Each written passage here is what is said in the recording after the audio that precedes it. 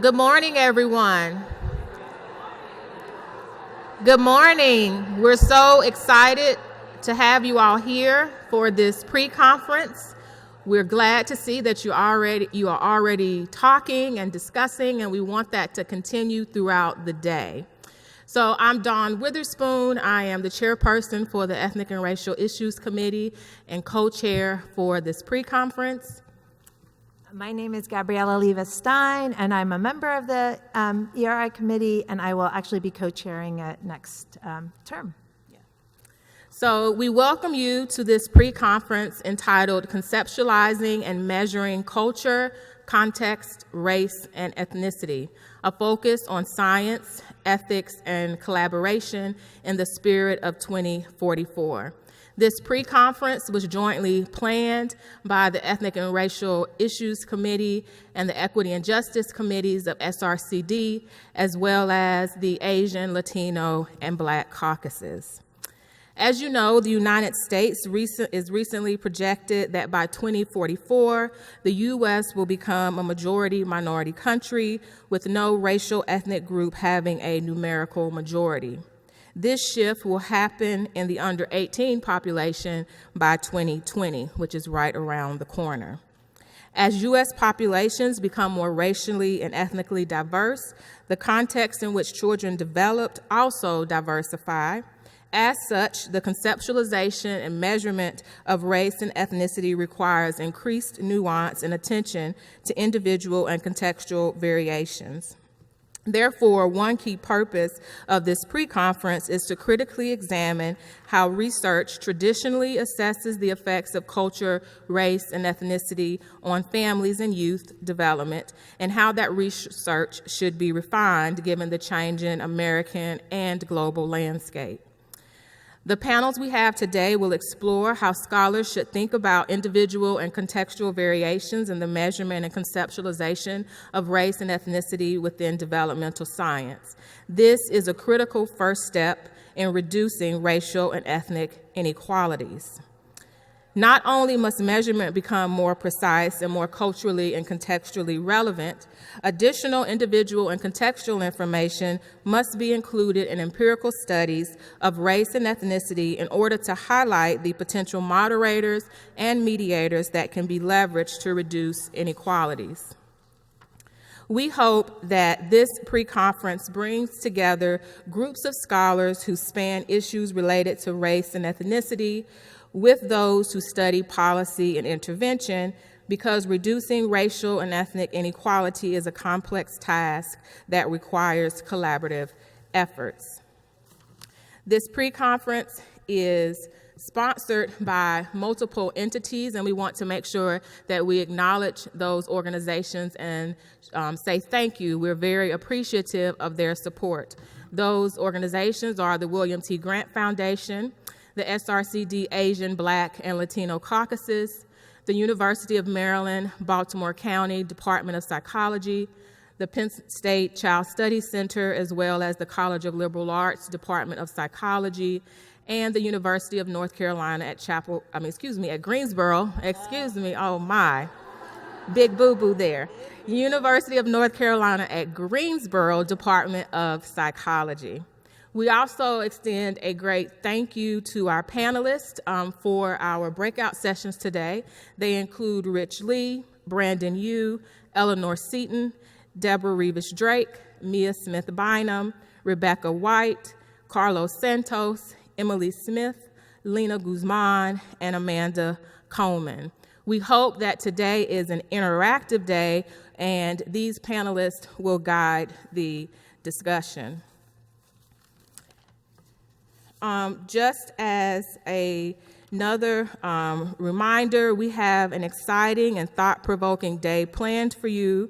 We hope that the conversations enlighten and energize you to continue to do this work in understanding the development of minoritized populations. Today, just to give you an overview of the schedule, after this introduction, we'll have the first breakout session, followed by our discussion and Q&A, where the breakout groups will bring back their themes that they have identified in the breakout. Then we have lunch at 11:50 to 12:50, and we hope that you will use this time to continue to network. From 1 to 2, we have our second breakout session, followed by another guided discussion, where we'll also have question and answer. And then after that, we will have our policy panel, followed by a question and answer period with conclusion and next steps. We also have a reception at the end of the evening that we want you to stay for and enjoy and continue to fellowship. Just a note, we want to make certain that you know that certain sessions of today will be recorded, as you can see with the lights and things. And those sessions will be this morning session, our and Q&A periods, and the policy panel through the end. After the conclusion of the pre-conference, we will make this information available to the broader SRCD membership through the YouTube channel. Thank you. Okay, so, yes, I'm happy to. Okay, so as Dawn mentioned, we really came up with this idea for this pre-conference around this projected time when the U.S. will become a majority-minority country. So as you can just see, the total population is projected in 2044 to reach 50% of Americans sort of identified as minorities. And you can see that the line on top for children, we're hitting that much earlier. When you look at the data, the changes are happening across all the different ethnic groups. And so you can see that there's, big shifts, particularly here you can notice in the multiracial population, where there's a projected 200% increase by 2060. But you can see across all the different groups, we're seeing a greater increase of representation of folks that are identified as minorities. You can see across this time span, we're also expecting a 5% increase in the foreign-born population. So currently, we're at around 14%, but you can see by 2060, it's projected to be at 18.8. And in particular, the Latino population is going to increase significantly, that by 2060, it's projected to be 28% of our population. But as you know, we're actually there when we think about our young populations right now. So this is data showing that we've already reached the birth of kids that are born now in the United States are more likely to be minority than non-Hispanic whites. And I think this graph does a nice job of sort of looking, as you can see on the left, are the age groups with the demographic population in 2015. And you can see how, so it's a younger population that's minoritized, and we're going to be more and more represented across time. But it's important to note that even though the country is becoming more representative, that there's still continued inequalities that are experienced. So this is just a quick example of the racial wealth gap that still exists. So something to really think about as we're considering how we measure and understand race and ethnicity in the U.S. and more broadly across the world. We really need to understand sort of who has access to power and privilege. You can see also that this is not just a United States story, but an international story as well. So these are percentages of changes from 1990 to 2017 in foreign-born populations across different countries. So as you can see, there's significant increases across countries that are considered more Western and industrialized, but across other types of countries as well. These are just a random selection of ones.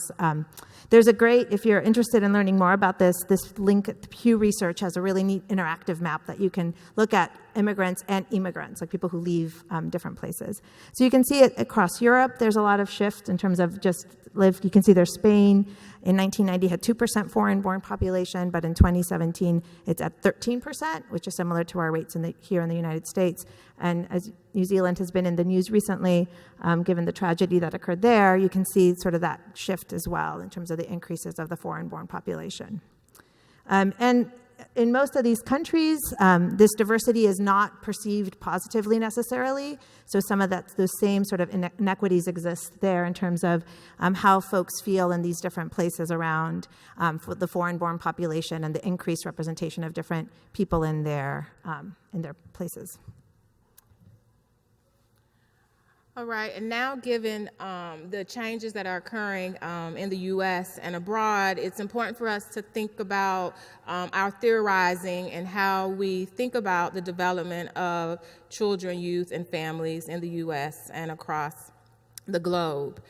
Just some theories and conceptual frameworks for us to consider that have been very helpful in investigations and thinking about diversity and change and demographics are, of course, the integrative model and all of its extensions. The American Psychologist, issue 73 in volume 6, has a great set of studies that extend and question us to think more in detail about the integrative model, what it affords us, and the types of questions that we can continue to ask. Also, the phenomenological variant of ecological systems theory to think about environmental stressors and supports, the ways in which children of color cope, which then impacts their identity and their development. Also thinking about intersectionality, and we have a panel devoted to this framework, and we hope that out of that group there will be great conversations and suggestions about how we move forward thinking about the intersection of different identities for the nation's youth. Also thinking about critical race theory and social category theory, as well as ethnic racial identity theories, of which there are quite a few. And for a great discussion of those, you can see the special section in child development from the ethnic racial and identity study group. So we have theories to guide our understanding about questions and hypothesized relations among variables and thinking about developmental outcomes of youth. But we also need to think about our methods and how do we capture this information. Janet Helms and colleagues provided a specific methodological critique in the American Psychologist that suggested that we need to definitely move beyond categorical variables, particularly thinking about race or ethnicity in that way, to variables that are more meaningful and process related. We can also think about Feeney and colleagues' conceptualization of thinking about measured ethnic correlates, right, rather than using kind of inferred ethnic correlates models to understand development and outcomes for these families. There are a host of measures, right, that we can consider and think about as important in thinking about how, the development of children and youth, and here some are listed where we can think about structural characteristics, diversity itself, and other composition variables, thinking very specifically about identity in its many forms, cultural values for multiple groups, experiences of discrimination and unfair treatment, as well as microaggressions for any social position that one may identify with. Also thinking about ethnic racial socialization, multiculturalism, multicultural competence, and the list can go on. What we want to make sure that we do is to think about what measures are really appropriate for our question, and we can go to theory to think about that. We can also think about these measures in relation to what groups are included in our studies, and whether we have a single group study within group study, or if we have a multi-ethnic or multiracial population that we're exploring, and to think about what types of measures particular groups may benefit from, and also broadly considering developmental processes, right? Thinking about how each of these measures need to be operationalized at different developmental periods. When we have samples that are multi-ethnic, how do we calibrate our measures such that they are appropriate for all of the populations represented in our studies? So building off this rich theory and measurement development that folks have been doing for a while, we just wanted to point to a couple of sort of new ideas and thoughts that are out there. So there's a special issue that just came out this week in Research of Human Development that looks at a lot of different questions. And this is a paper by Tiffany Yip and her colleagues that really thinks about, well, how do we even measure diversity or consider diversity as a context? And really identifying that diversity as experiences are really a product of the interaction of a person and their context. And that you can have interpersonal diversity, which is those contexts that you're having, as well as structural diversity, and that we really need to think about both of these, not just diversity measures that we have used sort of more broadly. And they developed a really nice model here. I'm not going to go into detail, but check out the paper because there's some really good thinking around across development. How does diversity really impact youth and their sort of different identity and different trajectories? Moin Said and his group also thought about this in a different way and really thinking about how do we understand settings and identity development. And they propose another type of model of thinking around how do kids really understand the diversity? Do they see the diversity? Just because they're living in a diverse context doesn't mean they have actually contact with folks that are of different racial ethnic groups in that context. So another, I think, exemplar of these recent sort of papers that are really pushing us forward to think about how do we measure and conceptualize diversity more broadly. Similarly, there's a really great special section in the New Directions for Child and Adolescent Development around intersectionality lens, and a lot sort of building off the PVEST model, a lot of really good thinking around how do we incorporate intersectionality into developmental science, really pushing us, moving from the theories that we have built on that sort of from the 90s and 2000s to move forward as we continue to diversify our contexts. We can also see some really great thinking by Eleanor Seaton and some of her colleagues around racial discrimination research inspired by the integrative model and really pushing us to think about most of our measures of discrimination are very broad and not specific to different groups. So how do we really specify how discrimination may be experienced differently by different members of different groups? And how do we really think about that and conceptualize that? And how do we really understand sort of white identity and white sort of supremacy? And there's really not a lot of measurement or ideas or thinking around whiteness and what does it mean to be white. That's also important to think about as well. I'd also like to highlight some what I consider colorblind research approaches. So sort of when we think about sort of colorblindness, about sort of just not thinking about race, in many ways we have to give a lot of credit to folks that are really diversifying their samples. So here's just a recent paper from Child Development looking at the associations of child adversity with neurobehavioral measures and reward processing.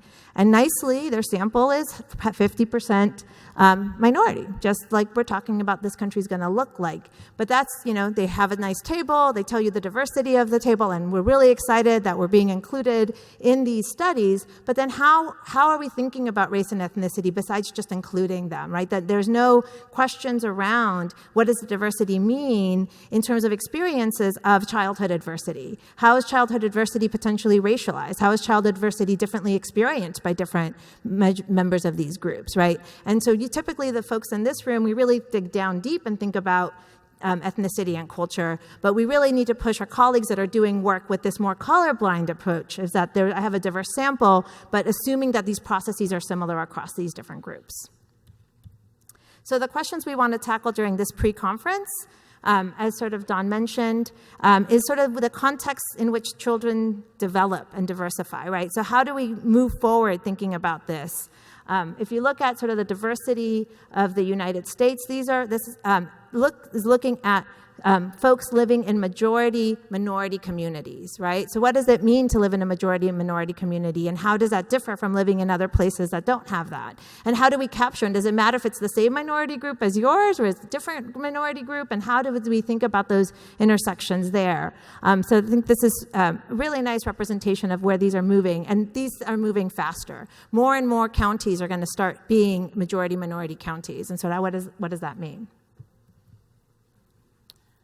Okay, also this is a figure that comes from a recent study looking at where Latino origin groups are living in the United States, and there's been some dispersion of Latino groups moving from traditional kind of gateway cities to other areas within the United States, often termed kind of new destination areas. And the question becomes, what are the experiences like in this context for these families? What this figure shows is where particular groups are situated, particularly looking at Mexican and Dominican populations. And what you can see is that most of these families and individuals are on the West Coast and then the East Coast. And so what we also need to think about are within these particular contexts, thinking about regional, thinking about the neighborhood, et cetera, what are the specific experiences like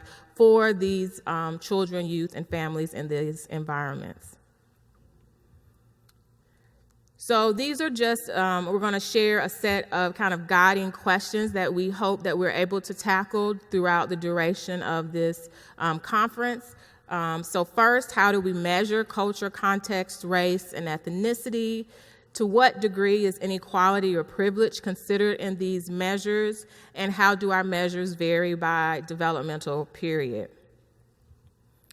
Also thinking, how do we capture in a more nuanced and maybe complex way things such as nativity status, the intersection of race and ethnicity, like for Afro-Latinos, when you have mixed status families, really focusing and thinking about multiracial youth and their experiences, and when we're asking them questions about these different measures that we think are important that are related to race and ethnicity, what are they reporting on? What experience are they reporting on? Do we want to uncouple each of those experiences, or do we think about them in an intersectional way? Also thinking about heterogeneity within racial and ethnic groups, and the list can go on and on when we think about these particular constructs. Also, we want to really tackle and think about how the research that we're doing in the state of our science can inform public policy and effective interventions, particularly to reduce inequalities. And we hope that with our final panel, the policy panel, we will have great conversation there to really think about what are some of the questions we may need to answer to impact programming and policy for these populations. So what we want to do now, we're on track and we have a little bit of time for you to get to your first breakout session for the morning. The first breakout session is conceptualizing and measuring race and ethnicity with diverse samples, and that will be in Holiday 1. The second is the importance of attending to intersectionality, and that's in Holiday 2. And third, capturing unique issues with multi-ethnic populations, that will be in Holiday 3. So we have a full day packed for you. We will be keeping time, so we ask that you gather your stuff and go to your first breakout session and be ready to discuss these topics with your panelists. We'll see you back here soon.